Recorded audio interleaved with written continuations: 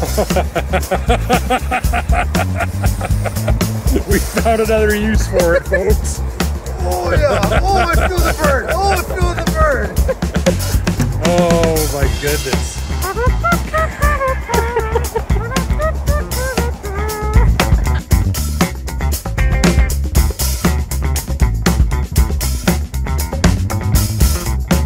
This is the Cadillac XT5, which initially hit the road for 2017 when it replaced the SRX and became Cadillac's top-selling SUV. To keep the momentum going, over 40 updates were applied to the interior, exterior features, and powertrain back in 2020, as Cadillac further honed the XT5's appeal. So in 2024, the XT5 is a good few years into this generation now, dialed in you might say, and if you're a test driving shopper considering one, and maybe you're looking for a good recap of the XT5's strengths and weaknesses ahead of making a purchase decision, well then this video is just for you.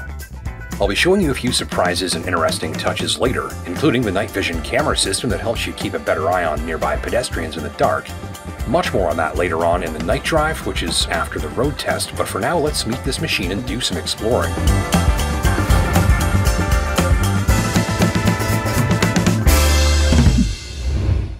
The XT5 is built in Tennessee. My tester is the 2024 XT5 Sport all-wheel drive, with a Canadian starting price of $61,500.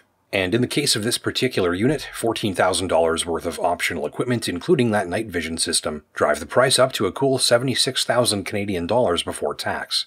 Now that's big bucks for some big featured content. Up front there's a cooled 15-watt wireless charging slot, USB connections with fast charging, high-definition screens with one integrated into the dashboard, which is my preference versus sticking one up on top like an afterthought. And the instrument cluster has crisp and sharp analog dials, flanking a high-quality digital display, and there's a head-up display above that, and looking up higher, there's even a digital wide-angle rear camera mirror system. And that rear view camera mirror is one of my favorite touches in here because you get so much better information about what's going on in the driving environment behind you. Add in the very sharp graphics from the backup camera system and a covered sliding cup holder, center console with charging and storage tray inside, and even this luxurious leather-lined storage pocket on the console. And it's a convincing array of detail and tech laid out all around you and nestled lovingly into its leather and chrome backdrop. Anything to do with displays and connectivity and control in here feels top of the line, helping back up that price.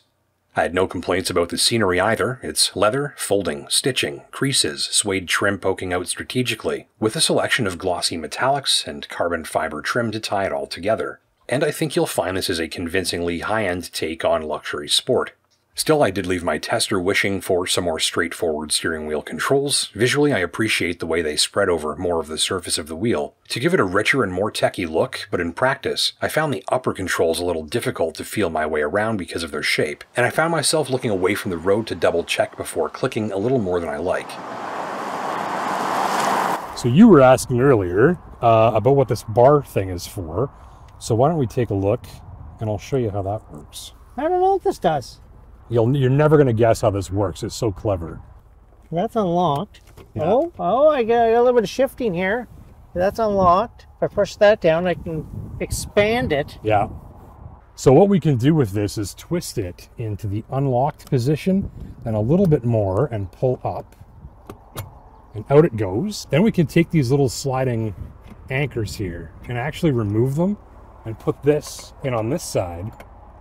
Push down.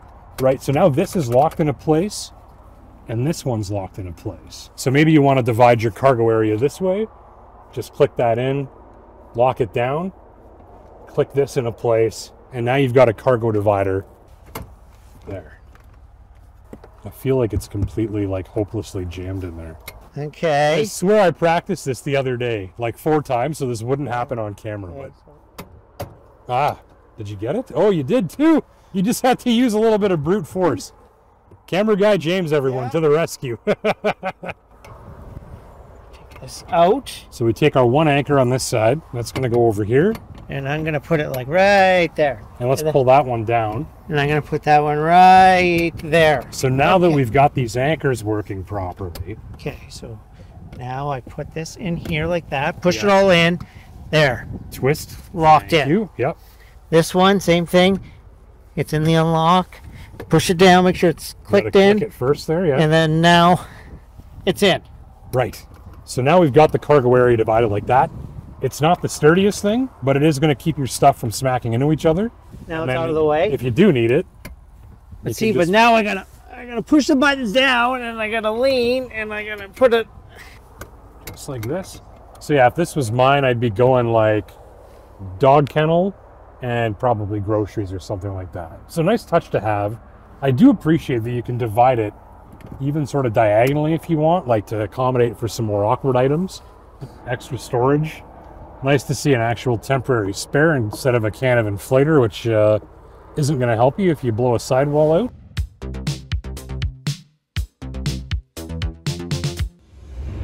Notice I'm dropping down into the car a little bit. It's not just a butt slide over. I'm not hopping up, but actually dropping down into the cabin for a more car-like driving feel. So 5'10", 200 pounds in my case, you feel like you're more surrounded by the cabin rather than sitting up over top of it. Leather-lined storage pouch here. Elsewhere around me here in terms of roominess, about what you're expecting, I've got about 4 fingers worth of headroom above myself here with that sunroof installed. Nothing cramped or crowded around the legs, decent outward sight lines.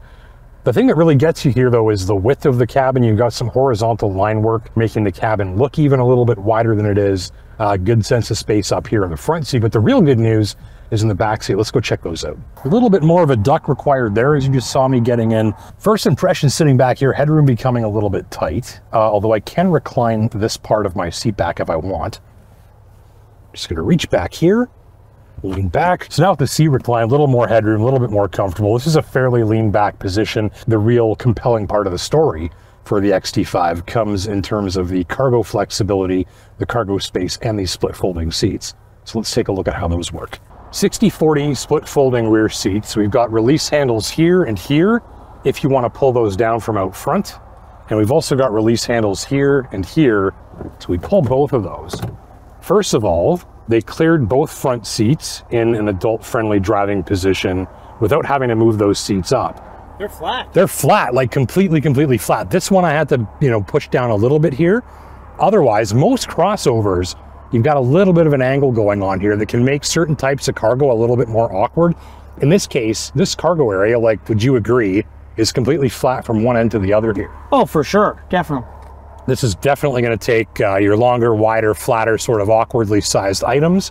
The other interesting touch with these seats, in addition to reclining and folding fully flat, you can also slide them forwards and backwards on the rails here and really optimize how much space you need in the back versus how much legroom you need up in the front.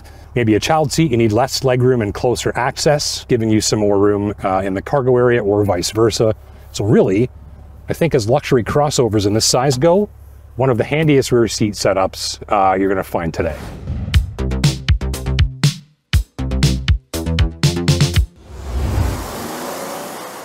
The ride is also on point. My tester is the Sport model with Brembo brakes, adaptive Sport tuned suspension, and 20-inch wheels. As a highway cruiser, it's what I expect in a Cadillac. Above average in terms of a quiet drive that adapts subtly but effectively to the road, and very observant drivers will even feel the adaptive suspension reining in unwanted body motions to keep the ride more stable and comfortable on lumpier or undulating highways. Those adaptive shocks are a subtle way of smoothing out the drive, just like the white noise sound cancellation is a subtle way of quieting it down. So that's 2 proven technologies at work behind the scenes to help deliver that big dollar drive. And actually, when we switch to driving on the bashed out crater fields that pass as roads in Sudbury, Ontario, where I live, the XT5 does an admirable job of keeping things nice and orderly, even in this sportier configuration. The adaptive dampers are working electronic valves inside in real time to help soften the impacts and stabilize the body, and a multitude of sound deadening measures help fight cabin noise levels down. So on some of the roughest roads I test on, given my tester's 20-inch wheels and sport suspension tune, I was definitely expecting a rougher and more jarring ride. So all of that to say, here's a machine with good control of its manners across a wide range of road surfaces, and that means a more comfortable drive for you more of the time. If I had to describe how this drives as briefly as possible, I'd say that it feels dense and sturdy, but also engaging, and that brings me to the engine. My tester is running the 3.6-liter 310 horsepower V6 with 9-speed automatic, and that's connected to Cadillac's sport-controlled twin-clutch all-wheel drive system that's bolted up between the rear wheels. Nice thing is this all-wheel drive system can be totally disengaged at a button press when you know you won't need it. Just click again to change back to an all-wheel drive mode when you do. This helps to save fuel, and also, this sophisticated all-wheel drive system can sharpen the XT5's handling by working its 2 internal clutches, one for each rear wheel, for precise control over the power split between both the front and rear axles, and also across that rear axle, for some handling, sharpening, torque vectoring if you find some fast corners. But really I think I'll miss this V6 engine the most. It's an all-motor unit that likes to breathe, doesn't mind spinning fast, and sounds great doing it. Use Sport Mode and the 9-speed automatic responds fast and shifts gears even faster with clean, precise throttle cuts between each. And since there are 9 gears to choose from, you can take in 2 or 3 gears worth of that beautiful all-motor soundtrack at full throttle before worrying too much about your speed.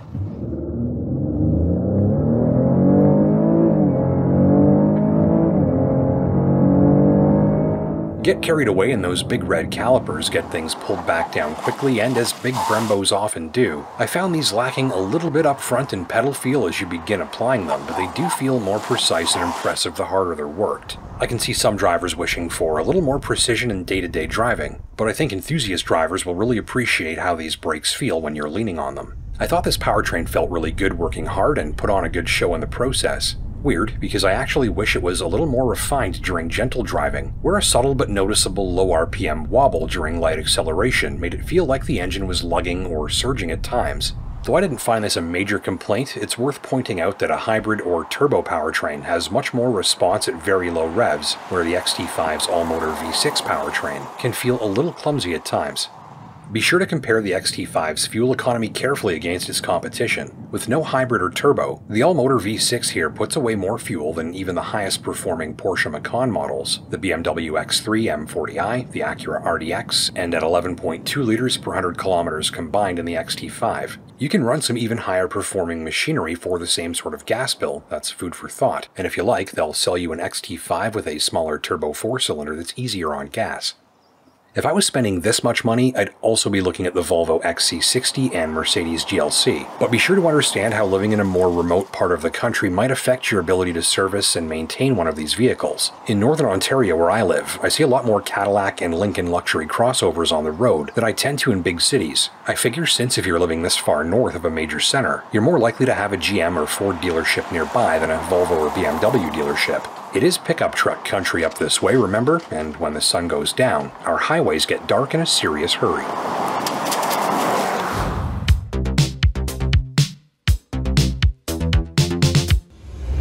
So now that the sun's going down a little, let's check this out in the dark. So heads-up display up here, just projecting some vital data up in front of us there. And 3 switches right here to control it, the height, the brightness, and the displayed information. And nice to have those on their own control so that you're not using the touchscreen and going through different sub-menus to get to the function that you want. Change the displayed information there to whatever we like, and also adjust the position of that projection in front of us. Instrument cluster nicely done as well for nighttime driving. We've got these 2 analog dials, sharp graphics, easy to read. Also a high definition display there in the middle, and we can toggle the information on that just by using these buttons here if we like. This is also where we activate the night vision camera, which I'll show you in a moment. High definition display screen here as well. This all lights up really nicely at night. So the digital looks great, the touchscreen interfaces look great, the analog looks great. Actual tactile buttons here for the climate control make it easy for you to find your way around in the dark. And there's even a little indentation on this touch sensitive area here for the heated and air conditioned seats, also to help you find your way around there. Main takeaways from the nighttime drive revealed some pros and cons. I think I was especially impressed with the night vision camera system, and specifically its ability to see using heat, which allows it to pre-identify and track pedestrians on screen, often long before I'm able to pick them up with my naked eyes.